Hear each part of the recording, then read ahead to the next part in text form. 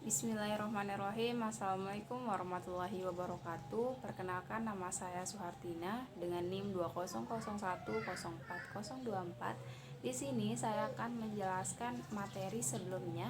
Ada 6 materi. Yang pertama yaitu tentang pembagian kata dalam bahasa Arab. Yang kedua, isim ditinjau dari jenisnya. Yang ketiga, isim ditinjau dari bilangannya.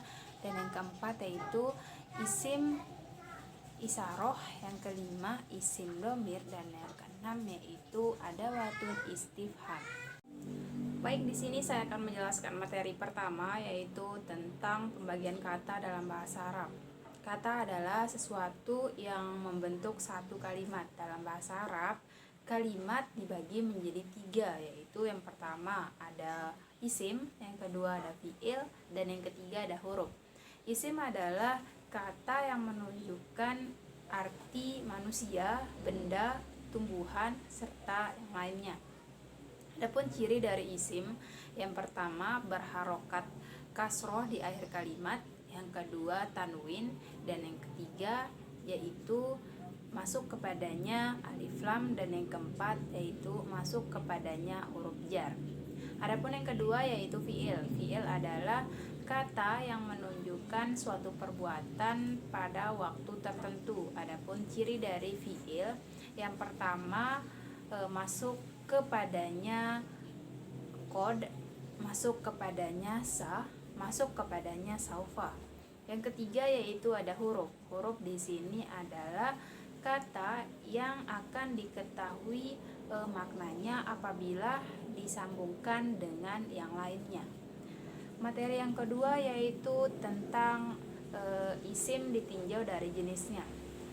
Apabila ditinjau dari jenisnya, isim dibagi menjadi 2, yaitu ada isim muzakkar dan isim muannas. Isim muzakkar adalah istilah yang digunakan untuk mengelompokkan kata-kata yang termasuk kategori laki-laki. Contohnya ada Ahmad,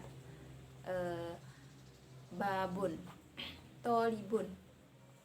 Yang kedua yaitu ada isim muannas. Isim muannas adalah istilah yang digunakan untuk mengelompokkan kata-kata yang termasuk kategori perempuan.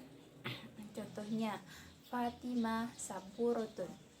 Adapun ciri dari isim muannas, yang pertama ada ta marbutoh, yang kedua ada alif maskuroh, dan yang ketiga yaitu ada alif mamdudah. Di sini saya akan melanjutkan penjelasan yaitu tentang materi ketiga tentang isim apabila ditinjau dari bilangannya.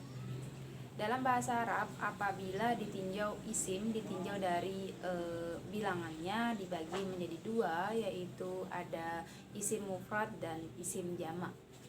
Jamak dibagi menjadi 3, ada jamak muzakkar salim atau berakal dan beraturan, jamak muannas salim berakal dan beraturan, dan yang ketiga yaitu jamak tafsir atau tidak berakal dan tidak beraturan.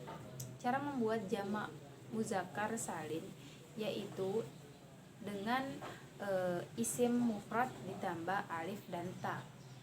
Contohnya mukminah ditambah alif dan ta ditambah huruf alif dan ta menjadi mukminatun.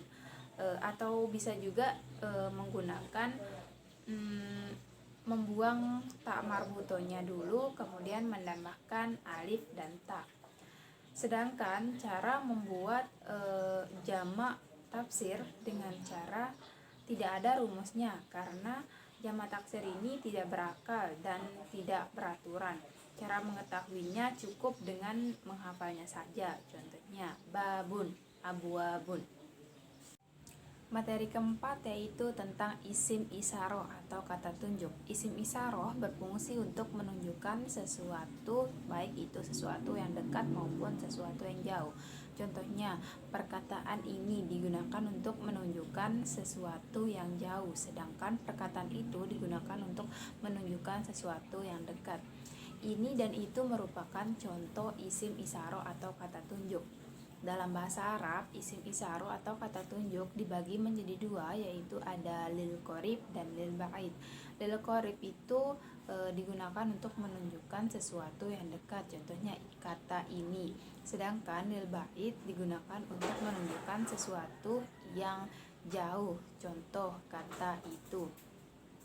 Kata tunjuk dekat boleh digunakan untuk menunjukkan manusia atau bukan manusia, contohnya hewan, tumbuh-tumbuhan, tanaman, dan lain sebagainya, contoh haza qalamun.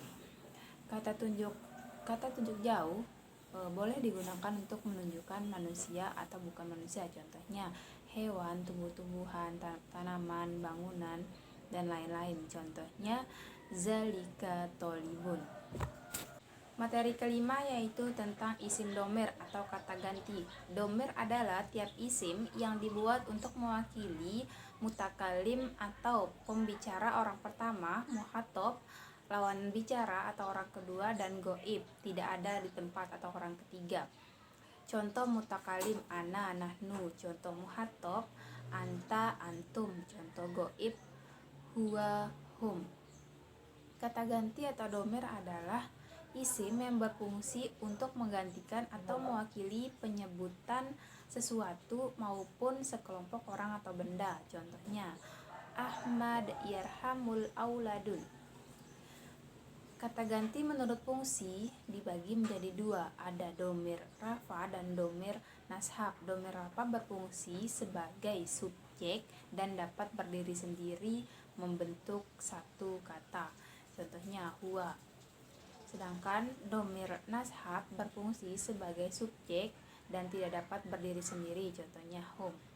Domir rafa dibagi menjadi tiga, ada mutakalim, muhatab, dan goib. Materi keenam atau materi terakhir yaitu tentang adawatul istifham.